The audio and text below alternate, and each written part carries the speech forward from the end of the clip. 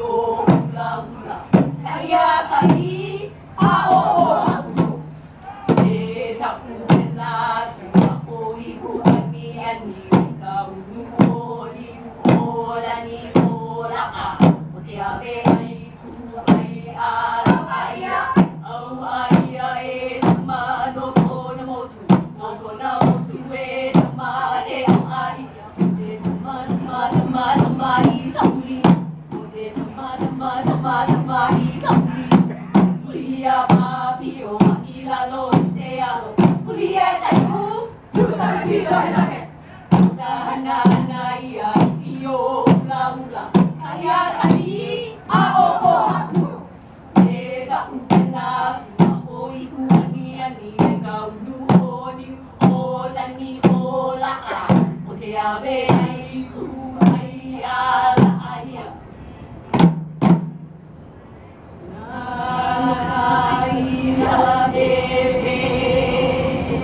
Hālau.